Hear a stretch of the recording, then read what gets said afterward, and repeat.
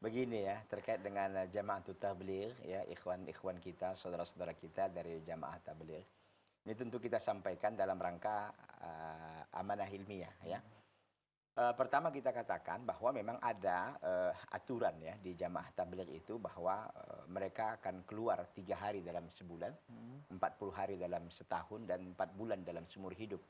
Dan mereka ini memiliki yang markas besarnya itu ada di India. Ada markas besarnya, kemudian di Pakistan dan satu lagi di Bangladesh. 3 markas besar mereka ini. Nah, kalau ditanya dalilnya ada nggak tentang khuruj ini? Dalam Al-Quran ya surah Ali Imran ayat yang ke-110 memang ada kata-kata khuruj, tapi bukan itu maknanya. Allah Azza wa Jalla mengatakan kuntum khaira ummatin ukhrijat lin-nasi ta'muruna bil ma'rufi wa tanhauna 'anil munkari wa tu'minuna billah. Kalian itu adalah sebaik-baik umat. Siapa yang maksud ayat itu ketika turun kalian? Tidak lain dan tidak bukan kata mufassirun adalah para sahabat. Kuntum ini kamu para sahabat. Khairu ummatin, sebaik-baik umat. Ukhrijat linnas, yang dikeluarkan, yang ditampakkan kepada manusia. Jadi ukhrijat itu bukan khuruj yang dipahami oleh saudara-saudara kita Jamaah Tabligh, tetapi adalah maksudnya ditampakkan, dikeluarkan begitu kan. Sebaik-baik umat itu ditampakkan kepada manusia. Ta'muru bil ma'ruf. Kalian itu memerintahkan dengan ma'ruf wa tanhauna 'anil munkar, dan kalian mencegah dari kemungkaran. Jadi maknanya di sini bukan khuruj seperti yang diyakini oleh saudara-saudara kita Jamaah Tabligh.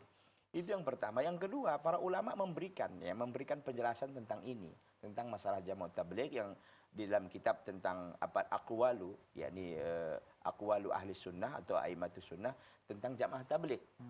Mereka mengatakan diantaranya adalah kalau kita kutip pernyataan Dr. Saleh Al-Fauzan bin Abdullah Al-Fauzan mengatakan bahwa al-khuruj itu adalah berperang di jalan Allah Subhanahu wa taala, bukan khuruj seperti yang diatur oleh Jama'atut Tabligh.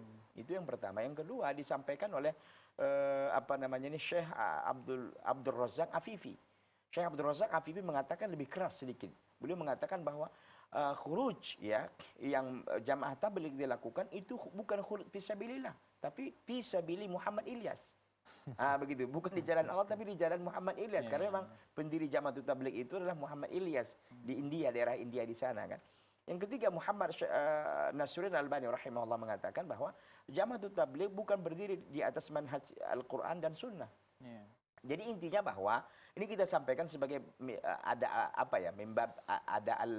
amanah ilmiah. Jadi kita sampaikan. Oleh karena itu, kalau ditanya dalil tentang khuruj tidak ada. Berdakwah ini kata para ulama, kita berdakwah tanpa ada membatasi tempat dan waktu. Kapan saja pun kita berdakwah, tentu sesuai dengan kemampuan dan kekuatan kita masing-masing begitu. Jadi tanpa harus dibatasi dengan 3 hari, 7 hari ataupun 40 hari dan 4 bulan dan sebagainya. Kapan saja kita ada ada kekuatan, ada kemampuan, kita berdakwah. Dan nggak dibatasi dengan itu tadi kan gitu. Dan kita tahu bahwa berdakwahnya adalah kewajiban kita masing-masing sebenarnya kan. Tentu sesuai dengan kapasitas dan kemampuan kita. Itu yang kita perlu sampaikan agar memang kalau ditanya tentang ada nggak Ustaz dalil khuruj? Ya nggak ada. Kalau khuruj yang dipahami dengan ayat Al Imran 110 itu bukan itu maknanya. Demikian wallahu taala.